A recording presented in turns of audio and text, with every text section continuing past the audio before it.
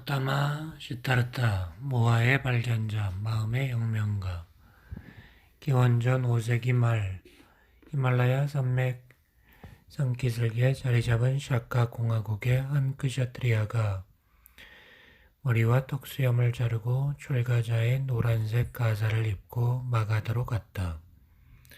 그의 이름은 시타르타 고타마, 나이는 29살. 나중에 고타마는 자신이 집을 떠날 때 부모가 울었다고 회고했다. 고타마는 떠나기 전에 부인의 방에 몰래 들어가 잠든 부인과 갓난 아들을 마지막으로 보았다. 부인이 떠나지 말라고 애원하면 결심이 흔들릴 것이라고 생각했을지 모른다. 고타마는 아버지의 집이 옹색하게 느껴졌다. 사소한 의무들의 미야스마 도끼가 그를 짓눌렀다. 삶을 보면 고난의 순환밖에 보이지 않았다. 순환 주기는 출생에서 시작되어 늙고 병들고 죽고 슬퍼하고 부패하는 것으로 무자비하게 진행되다가 다음 생의 주기에 다시 반복된다. 고타마는 다른 은자들과 마찬가지로 이런 고통스러운 상태에는 긍정적 대응물이 있을 거라 확신했다. 고타마는 말했다. 내가 이 모든 굴레로부터 태어나지 않고 늙지 않고 죽지 않고 슬퍼하지 않고 부패하지 않는 최고의 자유를 찾기 시작한다고 생각해보라. 고타마는 이러한 해방을 니르바나라고 불렀다. 그를 묶고 있는 열정과 욕망이 꺼질 것이기 때문이다. 고타마는 힘든 탐구를 앞두고 있었다. 그러나 우연적이고 결함있고 덧없는 것이 아닌 존재 형태에 대한 희망을 버리지 않았다. 일반적 방식으로 태어나지 않은 것이 있다. 이것은 창조된 것이 아니며 손상되지 않은 상태를 유지한다. 그런 것이 존재하지 않는다면 출구를 찾는 것은 불가능하다. 고타마는 그 길을 찾았다. 그의 가르침을 따르고 구전한 수도승들도 마찬가지였다. 이 가르침은 고타마가 죽고 나서 100년쯤 뒤에 현재의 형태에 이르렀다. 불교 경전들은 인도 북동부의 산스크리트 방언 가운데 하나인 팔리어로 기록되었다. 부타의 삶에 관한 중요한 정보원 역할을 한다. 겐지스 병원 동부에서 생긴 대부분의 세학파들과 마찬가지로 부타의 다르마와 실천은 자신의 삶의 경험에 기초를 둔 것이다. 팔리어 텍스트들은 그의 전기 가운데 다른 사람들이 니르바나에 이르는데 도움 줄 수 있는 측면을 강조한다. 깨달음을 얻고자 한다면 부타와 마찬가지로 해야 한다. 나중에 불교도들은 고타마의 출가에서 더 깊은 의미를 끌어내는 이야기를 했다. 고타마가 태어났을 때 그의 아버지는 브라민 사제 몇 사람을 초대해 아기를 살펴보고 오늘 얘기해달라고 했다. 한 브라민이 고타마가 4가지 고통스러운 광경을 보고 출가자가 되어 영적 진리를 발견한다는 결심을 하게 될 거라고 예언했다. 고타마의 아버지는 아들이 그런 고통스러운 광경을 보지 못하도록 경비병을 세웠다. 그 결과 소년 고타마는 근심 없는 환경에 살았지만 사실 죄수나 다름없었다. 고타마가 살았던 쾌락의 궁은 부인하는 마음의 인상적인 이미지다. 사방에서 우리를 둘러싸고 있는 슬픔에 마음을 닫겠다고 고집을 부리면 우리는 성장을 얻을 수 없다. 고타마가 29살이 되자 인간만큼이나 부타의 다르마가 필요했던 신들이 개입하기로 한다. 그들은 신 4명을 노인 병자 시체 출가자로 변장시켜 경비병을 통과하게 한다.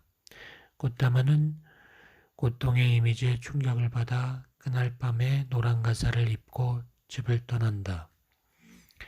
인간 조건에서 벗어날 수 없는 부분인 고통이 우리가 경계하여 세워놓은 장벽을 뚫고 들어오면 우리는 두 번 다시 세상을 전과 같이 볼 수 없다. 이렇게 두카의 알미 고타마의 삶을 침범하자 탐구가 시작된다.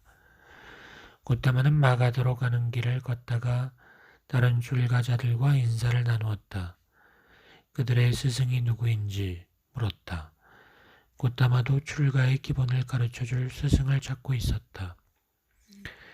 저은그는 바이잘리 최고의 요가 수행자 가운데 두 명인 알랄라칼 라마와 우달라칼 라마푸타와 함께 공부했다. 고타마는 황홀경의 높은 경지에 이르렀고 스승은 기뻐했다. 그러나 고타마는 이런 경험을 해석하는 방식을 받아들일 수 없었다. 그들은 상키아 가르침을 따랐으며 일단 정신이 이런 경지에 들어가면 푸루샤를 자연의 굴레에서 해방한 거라고 믿었다. 그러나 고타마는 형이상학적 교의에는 회의적이었다. 이런 황홀경은 자신의 힘으로 만들어낸 것임을 잘 알고 있는데 어떻게 이것이 절대적 푸루샤일 수 있겠는가? 나아가 자기 자신으로 돌아가 보니 진정한 변화가 없었다. 여전히 새로 태어나지 못하고 갈망하는 자아였다. 니르바나가 아니었다. 니르바나는 일시적일 수 없기 때문이다.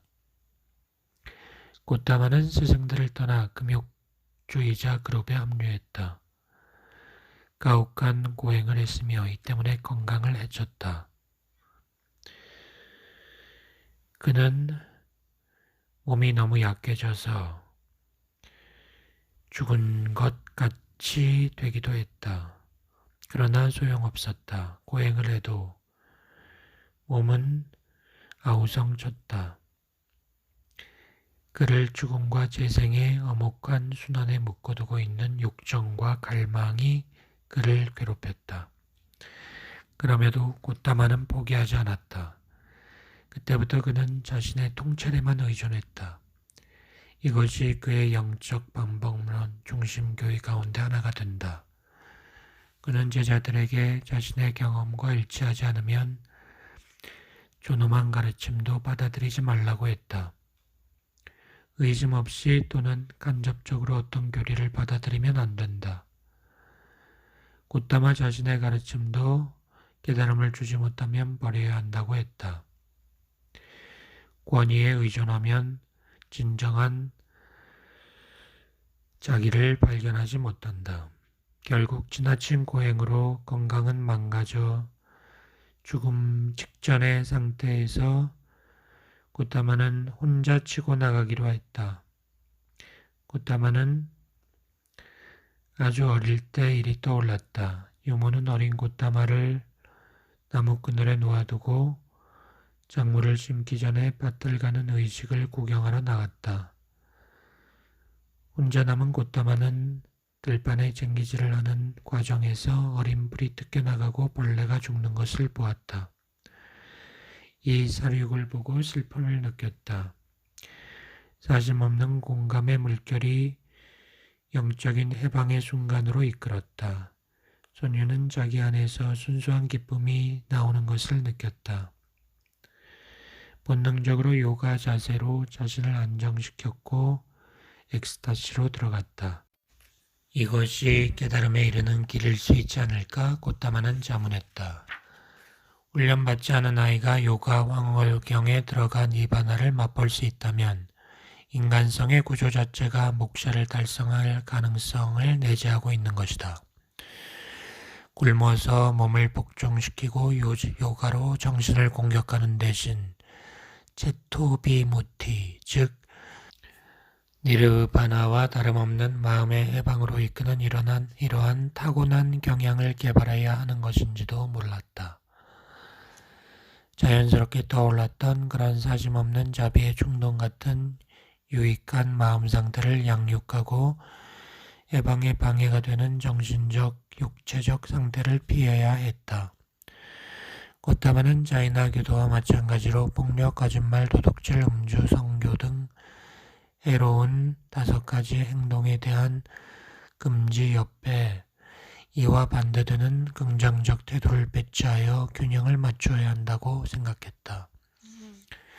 단순히 폭력을 피하는 대신 사람을 포함한 만물 앞에서 친절하게 행동하고 자비로운 생각을 개발해야 했다.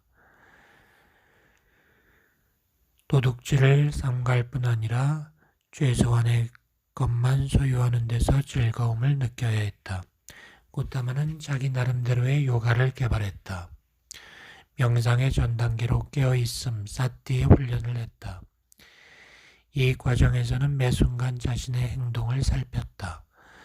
의식의 파동과 더불어 감정과 감각에 들고 남에 주목했다. 1시간 동안 그의 마음을 통과하는 욕망과 노여움과 생각의 흐름에 주의를 기울였다.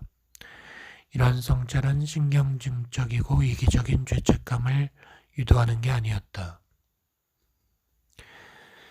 고타마가 정신과 육체 작용을 알려고 한 것은 그 능력들을 최대 활용하기 위해서였다. 고타마는 다른 출가자들과 마찬가지로 삶이 뚝가이며 우리의 고난은 욕망 탓이라 보았다. 깨어있음의 훈련을 거치며 고타마는 인간 존재의 덧없는 본성과 많은 좌절과 실망을 인식하게 되었다. 인생을 뚝가로 만드는 것은 노화, 병, 죽음이라는 상처만이 아니었다. 고통, 슬픔, 절망은 뚝가다. 우리가 싫어하는 것에 어쩔 수 없이 가까이 다가가는 것도 괴로움이고 사랑하는 자와 떨어지는 것도 괴로움이고 원하는 것을 얻지 못하는 것도 괴로움이다. 고타마는 욕망들이 짜리짜리 자신의 정신과 마음을 차지하는 것을 관찰하면서 자신이 끊임없이 뭔가 다른 것이 되기를 갈망하고 다른 곳에 가기를 갈망하고 자기에게 없는 뭔가를 얻기를 갈망한다는 걸 알았다. 욕망의 흐름 속에서 인간은 계속해서 새로운 종류의 존재를 구하는 것처럼 보였다. 고타마는 이것을 자신의 신체적 불안정, 즉 끊임없이 자세를 바꾸고 다른 곳을 찾아가려 하는 것에서도 발견했다. 세상의 본질은 변하는 것이기 때문에 늘 뭔가 다른 것이 되려고 한다. 세상은 변화에 좌우된다. 세상은 변화의 과정에 사로잡혔을 때만 행복하다. 그러나 변화에 대한 이런 사랑에는 두려움이 포함되어 있는데 두려움 자체가 뚝하다. 이것은 단순한 논리적 추론이 아니었다. 고타마는 훈련된 집중력으로 깨어있음을 훈련했으며 그 결과 이런 진리를 자기를 보호하려는 자기중심주의라는 여과장치의 왜곡 없이 직접 볼 수 있었다. 그러나 고타마는 이런 소극적 진리들을 보는 데서 멈추지 않았다. 그는 더 능숙한 상태들을 육성하면서 다리를 꼬고 앉아 프라나야마라는 호흡 제의에 따른 요가 훈련을 했다. 마음에서 증오를 제거했을 뿐 아니라 마음의 자비가 가득했다. 불안한 생각을 몰아내자 그의 마음은 고요해졌으며 몸을 약하게 만드는 의심으로부터 벗어났고 애로운 정신 상태 때문에 괴로워하지 않게 되었다. 이런 정신적 훈련을 요가 방법으로 밀고 나가면 의식적, 무의식적 정신의 파괴적 영향도 변화시킬 수 있다고 보았다. 훗날 고타마는 요가의 이런 깨어있음 훈련을 통해 완전히 다른 종류의 인간이 태어났다고 주장했다. 고타마는 지나친 고행을 하다가 죽을 뻔했지만 이제 훈련에 따라 얻은 자비가 과거의 금욕주의를 대신할 수 있다고 보았다. 고타마는 매일 요가를 연습하여 의식의 다른 상태로 들어갔다. 각각의 연속적 황홀경을 세계 전체를 향한 자비의 감정과 융합했다. 이런 명상을 가없는 마음, 아빠마나 무량심이라고 불렀다. 고타마는 정신의 깊은 곳으로 들어가는 요가 여행의 매 단계에서 의도적으로 사랑의 감정을 불러일으켰다. 그는 모든 생물을 빼놓지 않고 이 공감의 방사 안으로 끌어들였다. 4가지 단계의 프로그램이었다. 첫 번째, 사람을 포함한 만물에 대한 우애의 기질을 기른다. 두 번째, 다른 사람이나 만물과 함께 괴로워하면서 그들의 고통에 공감한다. 세 번째, 질투나 개인적으로 손해본다는 느낌 없이 다른 사람들의 행복을 기뻐하는 공감의 기쁨을 기른다. 네 번째, 명상의 대상에 완전히 몰입하여 고통이나 쾌락을 넘어서고 만물을 향한 완전한 평정 상태에 이르러 아무런 매력도 반감도 느끼지 않는다. 전통적인 요가는 요가 수행자에게 무감각한 자율의 상태를 구축한 반면 고타마는 자신의 전 존재를 타인들에게 개방하는 법을 익혔다. 그 결과 다른 모든 피조물에 대한 공감과 자비 속에서 자아를 넘어섰다. 강도 높은 요가로 이런 능숙한 상태를 개발하면 이런 상태는 우리 마음의 무의식적 충동 속에 쉽게 뿌리를 내려 습관이 될 수 있었다. 가없는 마음은 우리가 연약한 자아를 보호하기 위해 자신과 남들 사이에 세우는 벽을 허물기 위해 만들어진 것이다. 마음은 평상시의 이기적 제약에서 벗어나면서 넓어지고 제한을 모르고 높아지고 악의에서 벗어났다. 이 자비의 요가가 수준에 이르면 수행자는 니르바나를 얻었다. 우리는 고타마가 이런 요법을 고안한 뒤 건강을 회복하고 깨달음을 얻는데 얼마나 시간이 걸렸는지 모른다. 고타마도 이렇게 조금씩 변화해 가는데 7년은 걸린다고 설명했다. 니르바나란 무엇인가? 꺼졌다는 뜻이다. 고타마는 타타가타라고 불렸다. 그는 이제 거기 없다는 뜻이다. 꺼진 것은 그의 인격이 아니고 욕심, 기만의 불이었다. 부타는 해로운 마음 상태를 없앰으로써 자기가 없는 무아로부터 오는 평화를 얻었다. 부타는 늘 니르바나를 규정하려 하지 않았다. 깨닫지 못한 사람에게 그런 상태를 묘사할 말이 없었다. 부타도 늙고 죽을 것이다. 그러나 그는 명상과 노력으로 내적 안식처를 얻었다.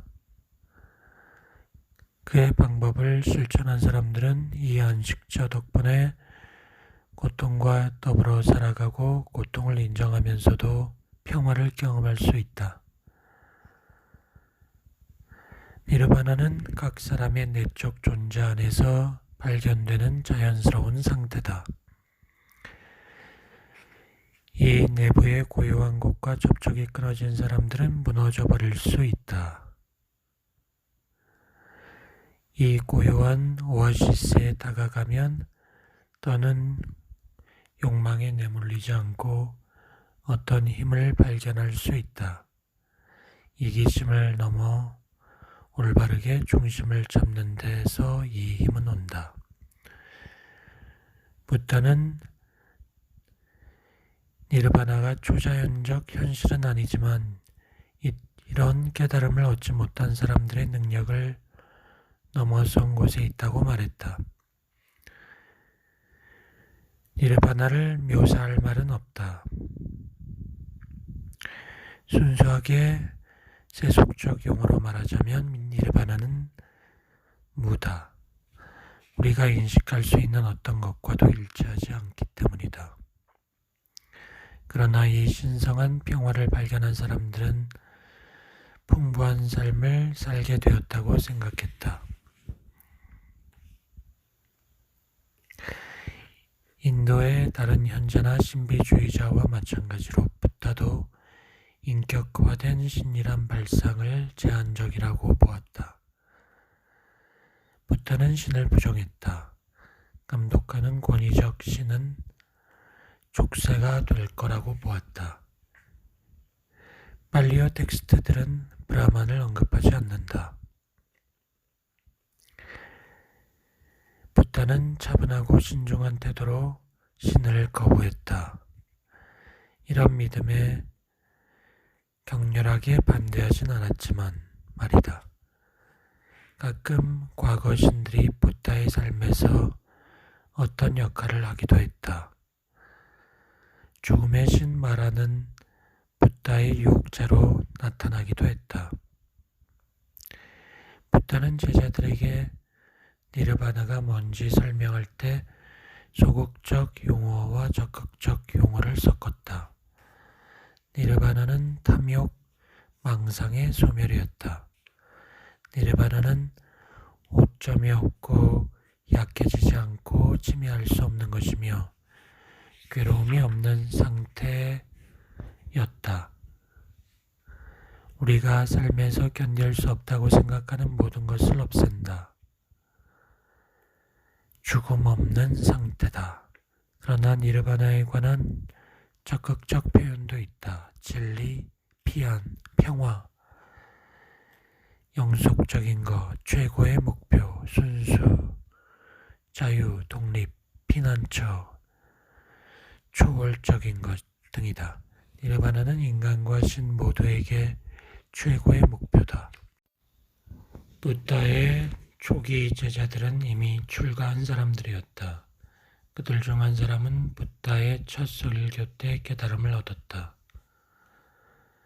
곤단냐는 붓다가 고귀한 진리들을 가르치는 것을 듣다가 깨달았다.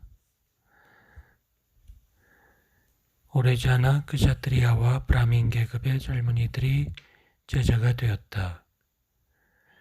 바이자 상인도 제자가 되었다.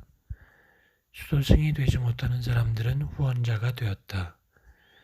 붓다의 상가는 상당한 규모의 종파가 되었다. 수도승들은 매일 몇 시간씩 붓다의 가르침에 따라 깨어있는 마음의 요가를 연습했다. 이것은 옛날 베다 제의와는 달리 특권을 가진 엘리트를 위한 종교가 아니었다. 다수를 위한 것이었다. 수도승들은 도시 외곽의 공원에 살았다. 그래서 도시 사람들은 자문을 구하러 가기 편했다. 붓다가 어디 가면 그곳의 상인 귀족 청부들이 그의 말에 귀를 기울였다. 대부분의 경우 수도승들 자신이 길에 나섰다. 니르바나를 얻는 대중적 방법 가운데 하나는 아나타, 무아, 명상이다. 붓다는 영원한 자아가 아트만이 최고의 실제라고 믿지 않았다. 붓다는 깨어있음을 훈련함으로써 인간이 변한다는 것을 알았다. 정직한 사람이라면 자신의 변화는 신념을 검토한 뒤 이 가운데 어느 것도 그토록 많은 출가자들이 구하는 자아일 수 없다는 결론에 이르게 된다. 이것은 나의 것이 아니다. 이것은 진짜 나가 아니다. 그러나 붓다는 여기서 더 나아가 일반적 자아라는 실제도 부정했다.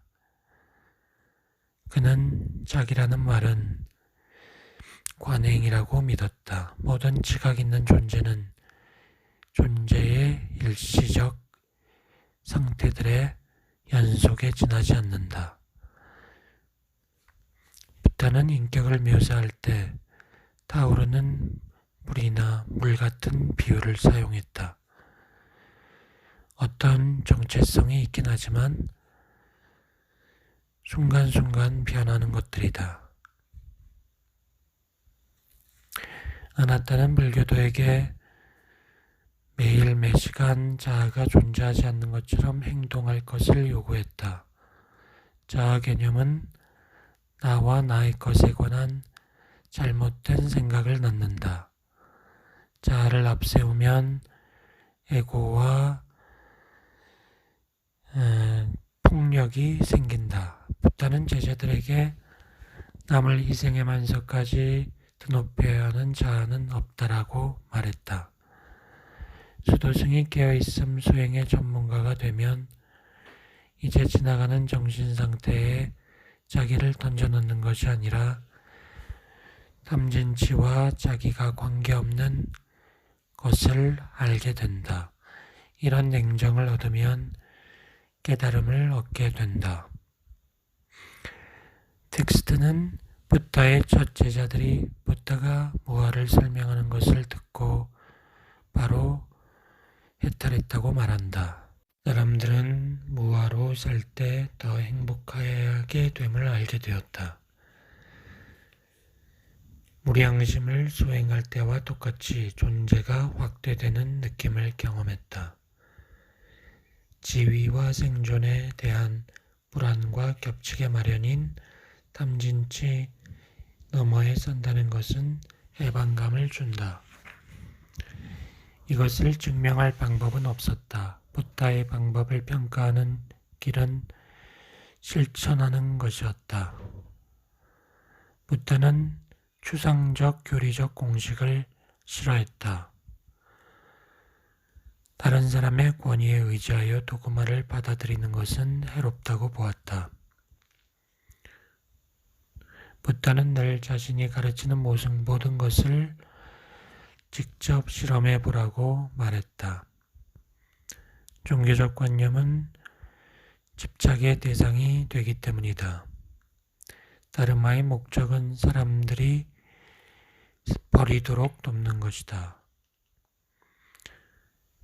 부다는 커다란 강에 이르러 그곳을 건너기를 바라는 나그네 이야기를 했다. 강을 건너가면 뗏목은 버려야 하는 것이라고 말했다. 자신의 가르침도 뗏목과 같아서 강을 건너면 버려야 한다고 했다. 목적은 사람들이 피안에 이르는 것이다. 부다에게는 세계 창조, 신의 존재에 관한 이론이 없다. 그런 이론을 거부했다. 왜인가? 그것은 평화를 얻는 데 도움이 되지 않기 때문이다. 부다는 우주에 관한 문제를 질문하는 자들에게 독화살 비유로 대답했다. 부다는 칼 야스퍼스가 파라디그마틱 퍼스널리티라고 부르는 사람이 되었다. 인격의 모범이 되었다.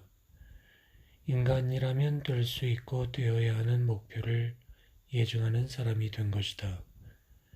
이 추계시대의 선각자들은 원형적 모델이다. 다른 사람들도 그들을 모방함으로써 그들이 구현한 고양된 인간성을 성취할 수 있기 때문이다. 한 브라만이 부다가 나무 밑에 앉아 있는 것을 보았다. 그는 이렇게 물었다. 선생님은 신이십니까? 천사입니까? 아니요, 부다가 대답했다. 나는 깨어있는 사람이요.